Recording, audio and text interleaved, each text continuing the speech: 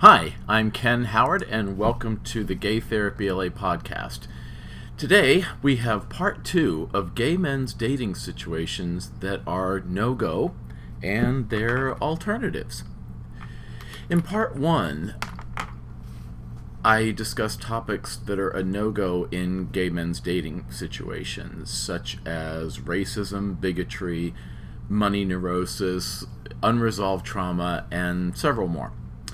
So, as a long-term, 30 years in 2022, gay men's specialist, psychotherapist for individuals, couples, polycules, and a nationally certified sex therapist in the United States, I work with guys daily on relationships, finding them, improving them, and in some cases, coping with ending them. I hear a lot about that first one, which is finding them. It seems like for every gender and every sexual identity, modern dating is just plain hard.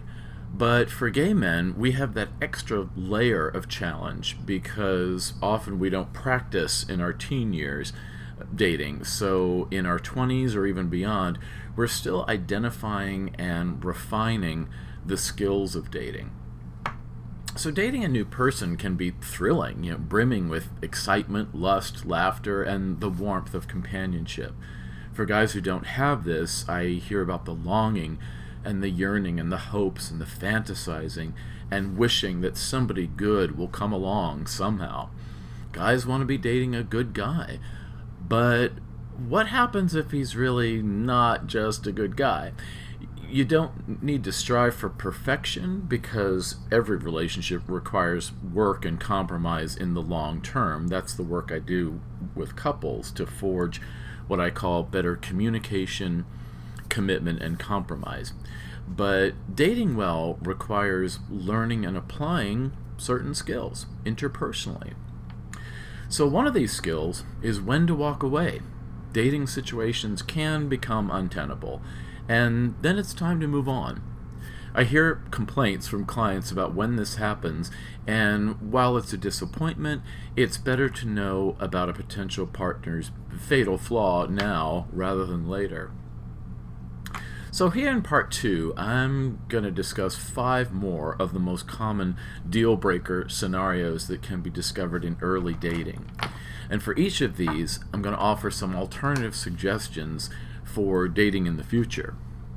So let's look at, we did the first 6 in part 1. I refer you to that episode for the first 6. Let's start with, next in the list, item 7, dishonesty. Either interpersonal or civic or community or legal. So I always say that guys lie when they are too anxious or ashamed to tell the truth. They might hide if they break something because they're afraid to take responsibility for it. They might lie about sexting or flirting because they think their sexual fantasies need to be kept hidden. Because for most gay men, we had a lot of practice with hiding our desires growing up. A little white lies or avoiding the issue can just be human nature, but the impact might be relatively small enough that you can communicate through it and get to the other side.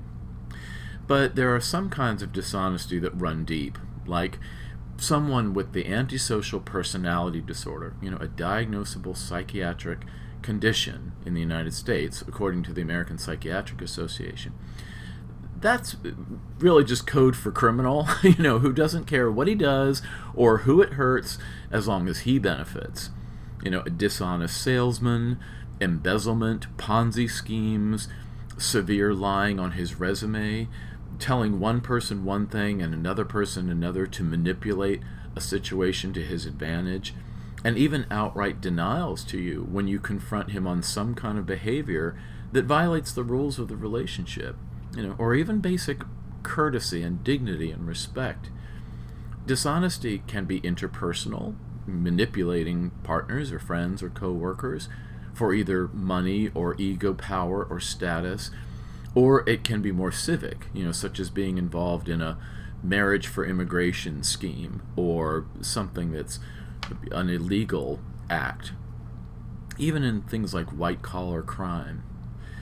So what's the alternative? Demand that the guys that you date deal with you on the level. There are plenty of guys out there who just don't deal in dishonesty. Watch for a congruence between his words and his behaviors and actions. There can be dishonesty when he's saying he's doing one thing that night, but you learn later that he did another, like seeing social media photos after the fact. Also look for how he lies to others, such as talking to his friends or even his parents on the phone, and how easily lies come off as everyday conversation. Because if he's good at lying to others, he's going to be good eventually at lying to you. Good communication means that you have the difficult conversations, including about things that are embarrassing. Create an environment in your relationship where you are vulnerable and honest, and expect him to do the same. Having tough conversations, like about sex or money, usually, it isn't fun, but frank honesty helps you to work through the issue and talk it out, and then get to the other side of it with some kind of an agreement, a successful resolution from when you used to be on opposite sides of a question or an issue. Number 8 is drugs and alcohol. Also full disclosure, I was in a relationship with someone who had developed an unhealthy abuse of prescription opiates as well as crystal methamphetamine. And at first, the impact on the relationship was only mildly annoying, but over time, as these things go, the impacts got deeper and more frequent, and eventually I had to bail. It hurts to feel like you're giving up something good, but it's a necessary act to preserve your own sanity. So I've been through it, and a lot of the guys I've been with have been through it. I've worked with couples where one person had a fairly severe drug or alcohol problem, and they've stayed together and they've worked through it. I've worked with a number of couples like that, and I've seen them be really successful on the other side, usually with lots of individual therapy for each partner, actually, and lots of couples therapy.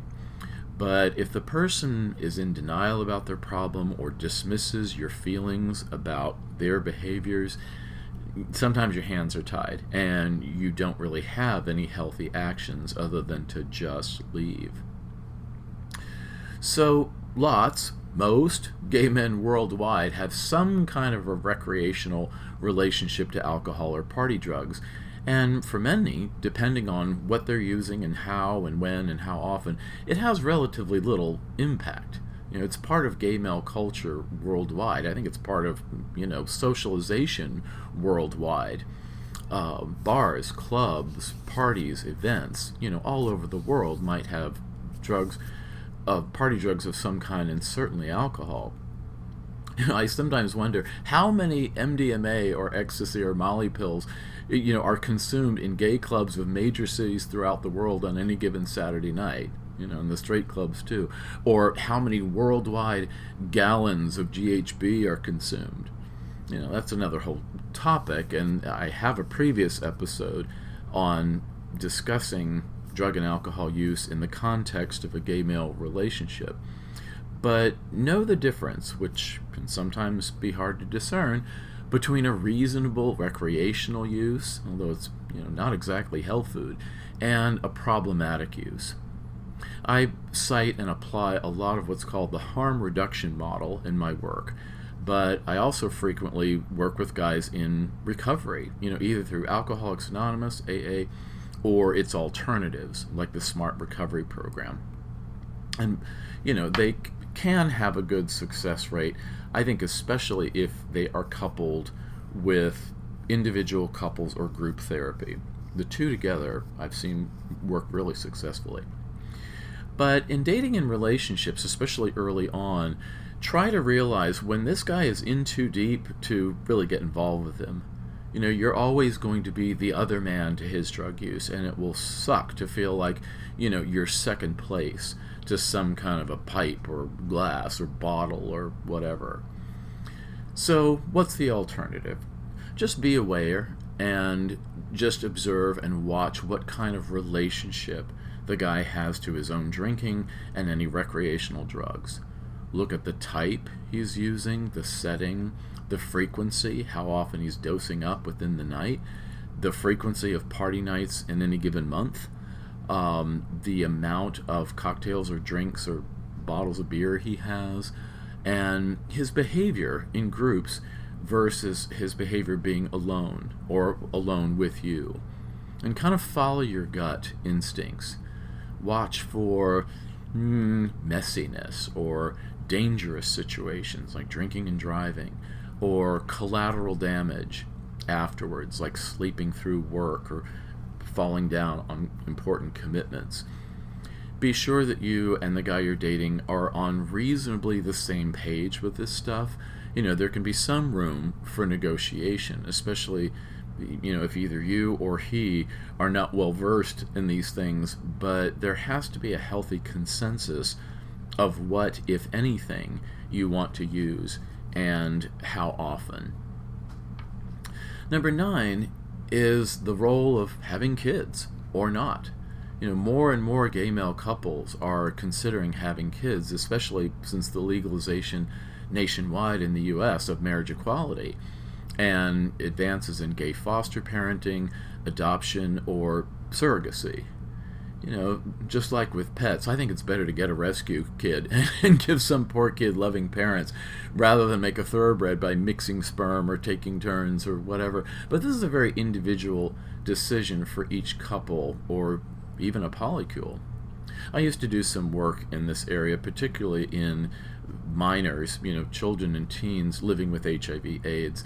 And there are organizations, that were trying to adopt these kids out into loving homes, and it was kind of a hard sell. Who wants a kid with HIV? Which is kind of ridiculous because, with medication they stay healthy and they're just like any other kid. But there's such a great need, especially in the U.S. in the major urban centers. Los Angeles County, where I live, has thousands of children in need of foster homes or certainly permanent homes. And it's just like in the musical Annie. They all dream of being adopted, and they would just be pleased as punch to have 2 moms or 2 dads, because the main thing is they want somebody to love them. Who doesn't, right? But guys can have strong feelings about the kids issue. The guys who want kids see the role of being a father as key to their existential experience in this lifetime. And the guys who don't want kids can be firm that they don't want that role or the necessary sacrifices that being a parent requires. And they're very significant and they're very long term. So what's the alternative? Look for guys who share your values on whether or not it's an important life goal to be a father in this lifetime. I think some ambivalence is okay, but strong expressions like, I never want to have kids, or I absolutely want kids, are clear messages that you would need to be in agreement with. Supergirl on TV on the CW network had a storyline about Supergirl's lesbian sister who had a girlfriend, but they broke up, and it was the right decision, I think, because they differed on the issue of whether or not to have kids. And it was a good illustration not only of the visibility of a same-sex lesbian relationship on mainstream television, but also the dilemma that all couples face. Heterosexual couples can have a debate about whether or not to have children, and same-sex ones too. So the awareness of that going into it helps you to really be prepared for facing what might be a dilemma. And I think it's something to talk about fairly early on in a relationship when things start to get serious. Number 10 is lifestyle and location. So if you meet a guy in one city, like when you're traveling, but you live in another, you have to be prepared to cope with the long-distance relationship. And I have a previous episode on gay men coping with a long-distance relationship. There's lots to talk about with something like that. But even if everything else is great in your relationship, you have to have compatibility in terms of lifestyle and location. If you meet in a city and he can't wait to sell his penthouse condo and buy a farm in Kansas and watch Dorothy fly by, beware. Similarly, if you meet in a small town and your ambition is to shake the dust off this crummy little town, and head to the big city, well, then you got to take note. The 1960s sitcom Green Acres was about a Manhattan socialite who marries a farmer, and the comedy came from the contrast, not unlike other shows of that era like the Beverly Hillbillies, about the Appalachian hillbilly family who moves to Beverly Hills, or even Bewitched, about the witch who married a mortal man. But in reality, your urban versus rural versus suburban values of where and how you want to live must reasonably match, regardless of how you're already getting along. Similarly, how near or far you are from your family of origin is key. You miss out on a lot of watching nieces and nephews grow up, or your parents or grandparents or aunts and uncles aging, because if you have to hop on a plane for 5 hours to get to the nearest relative, that can be a hardship. So most gay men I work with earn enough that this really is not much of a hardship. But if you don't have a lot of surplus income for jet set travel, then that can be a major life consideration. Where do you want to settle, and where are your respective families of origin, and how do you somehow split time if you want to spend time with, in essence, both sides of the family? So what's your alternative? I would decide your dating radius that you can tolerate geographically. Think about your work commute, the time you spend daily or weekly out on the road, and your daily schedule that balances work, home chores, hobbies, and self-care. Ask yourself if you just have the time to commute to your dating life, and be clear on any differences on how or where you live now versus how or where you want to live in the near future with a partner. Number 11 is about being out as gay to family or work colleagues. I've worked with many gay male couples who have had a conflict because one partner feels dismissed and devalued because his partner isn't out as gay to his parents or to his workplace, and the first guy can kind of feel like his dirty little secret.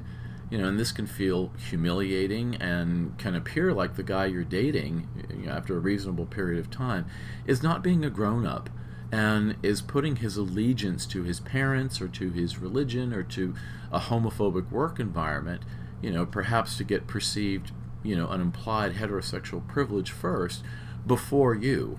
You supposedly the most important person in his life. That creates significant conflict.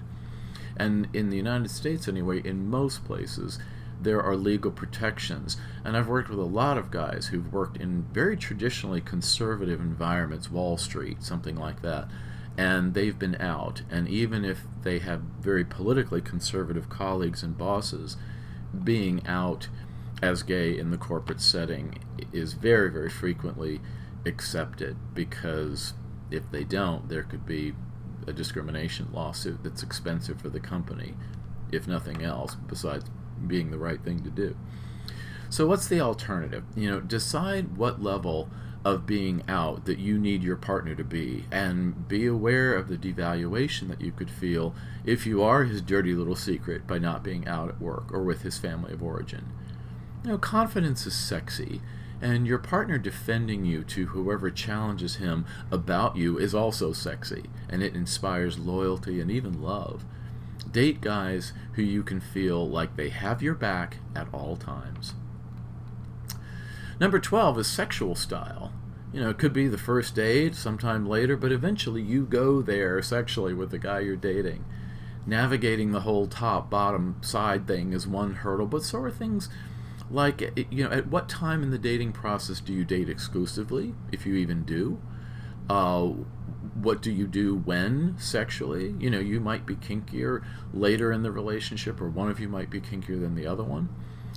Whether you engage in kink play at all, and whether you involve other partners, like having a three-way on vacation. And I have a previous episode, and certainly a blog article, if you go to gaytherapyla.com/blog, I have a very old article about gay men in three-ways and the kind of rewards and risks of doing that.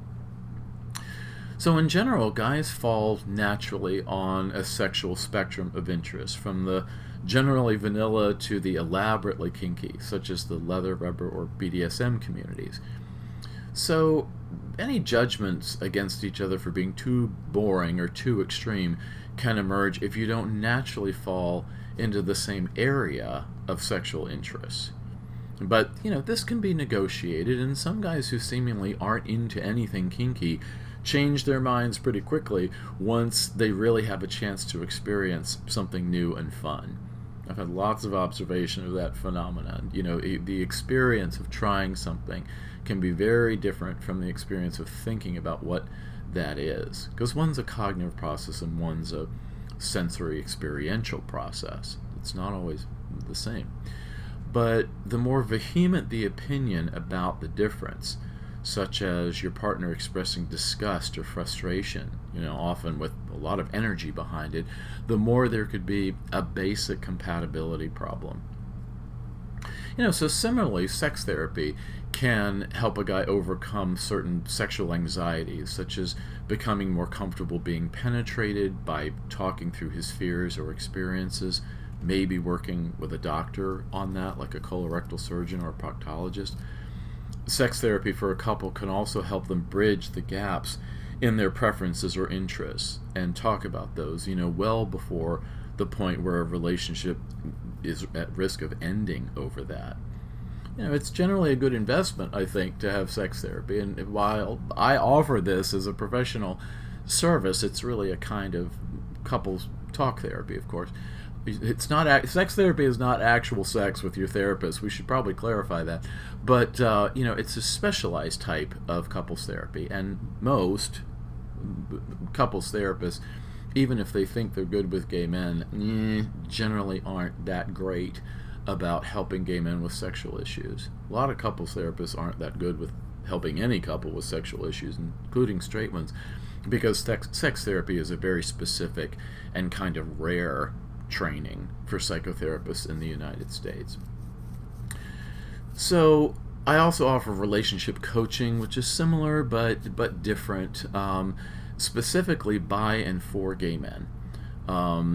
Even among nationally certified ASECT, American Association of Sex Educators, Counselors, and Therapists, the main governing body of sex therapists, even among us in ASECT, specifically gay male providers is rare. It's a lot of straight women or maybe bisexual women. And when I underwent that training, I noticed kind of a paucity of gay male representation.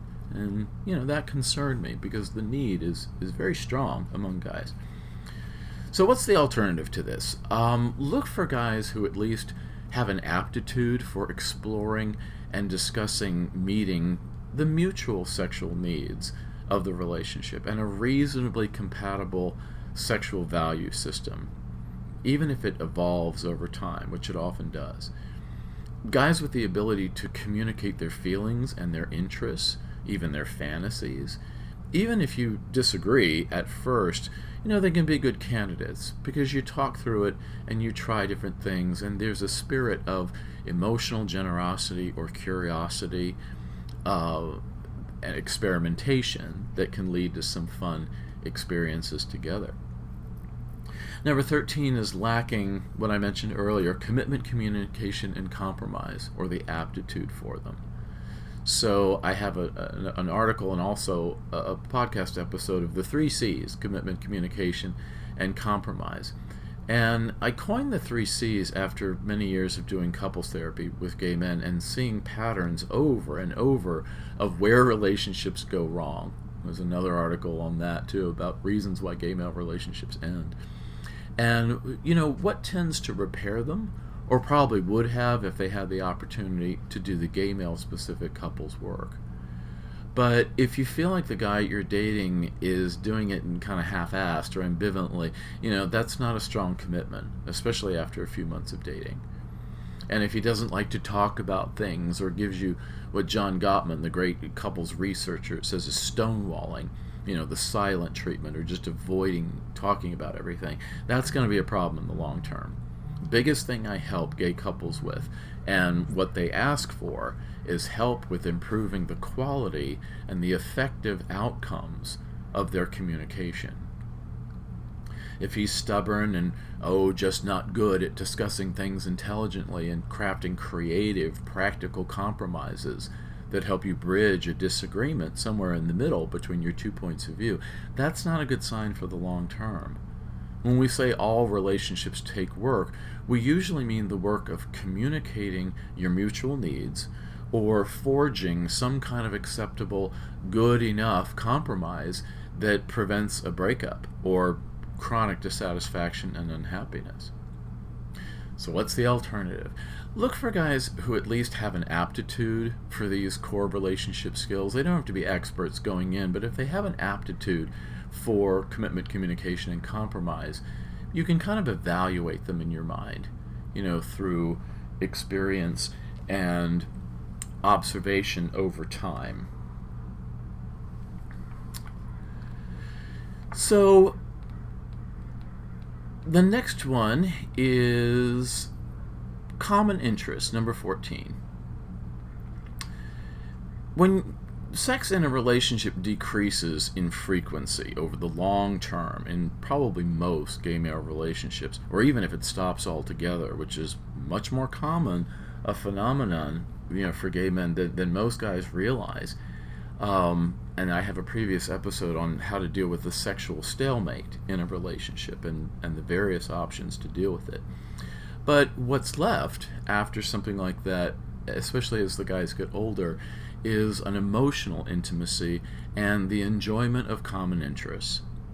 So gay men tend to have classic common interests, such as the gym, an appreciation for the arts, music, theater, art, travel, being entertained, again, theater, film, that kind of thing. Being reasonably involved in current events. Gay men are often, well-versed on what's going on in the world. Being charitable, things like fundraisers or charitable projects or philanthropy. They're especially social, pool parties or bars or clubs or some kind of an event. Great at being pet dads, doggy daddies, cat daddies, all that. And, that can keep a couple busy all week long and all year long. And yet, notice how sex wasn't mentioned there? So, while some gay couples break up when the sexual attraction, fades, others sincerely want their relationship because sharing common interests is a huge factor in quality of life, well into your very, very senior years. But you have to have some overlap in your interests. If he wants to watch 3 3-hour football games every Sunday afternoon in the fall and you can't stand that, that's not a good sign. But if you both squeal like little girls at the mere mention of preparing costumes for Comic-Con, then you might be onto something. You geek out on the same things. That can be really fun. So when you're dating and you feel like you just don't click, that's often a lack of sharing common interests, just in how you want to spend your leisure time and your recreational money outside of your work routine. But if you walk away from every first date with your sides hurting from laughing with him, or you're fascinated by his mastery of Marvel Comics canon, or the intricacies of Game of Thrones, that might be the start of a beautiful relationship. So what's the alternative? Let it be okay if you realize that the guy you're dating doesn't share your interests or your idea about how to spend your leisure time. If you're a sports guy, it's going to be hard to date a non-sports guy and vice versa. If you don't like going out a lot, it's going to be hard to date a guy who wants to party every weekend. Look for the proportions of how each of you likes to allocate your free time among various pastimes, which, with maybe some reasonable room for compromises. Sometimes in a relationship you just have to be a good sport and, accompany your partner on outings that you might just learn to like. And you kind of take turns with that, kind of in a spirit of goodwill. My husband and I call it using our sport points. It's like, okay, fine, I'll go with you to this event, but I'm using my sport points on this. You owe me. And you kind of trade. But if you have a good, connection of things in common, most of the time you're going to be equally enthusiastic about the idea of doing something recreational. So, in conclusion, these aren't the only no-goes in dating. between part one and now here in part two, I've come up with several more, which maybe we can discuss later. But these are the ones that I've heard the most about in my long practice with gay men, and even among personal friends and colleagues over many years. Dating is not easy. Your hopes to find the right guy can be frustrated or thwarted by any one of these unfortunate situations, and even others. But if you keep your focus on observing and identifying and connecting with guys who show the alternative traits to the ones, I mentioned, you have your sketch of who a compatible partner might be, and it's worth the hunt. So, if you would like more specific help on your dating life, dating skills, relationship, all that, or other topics too, please consider therapy for residents of California, where I'm licensed, or coaching, which is nationally or worldwide. Having support for clarifying your values can help you present your best self to the dating pool and even enjoy the process more. So call or text me at area code 310-339-5778. That's 310-339-5778. Or email me, ken@gaytherapyla.com, for more information or to make an appointment. And please tell your friends about the podcast if you think they would benefit from this material. I'd really like to spread the word. For as long as I've been doing this, I think my profile is a little low because I don't have a publicist or something. Some of my colleagues have those. And so I really rely on your reviews, your comments, your shares, all of that to spread the word if you like the show, which I hope you do. And if you have suggestions for future episodes, those are always welcome as well. Some of you have sent in some good ones, and I'm making a list of topics to tackle. So, thanks, and I'll see you next time.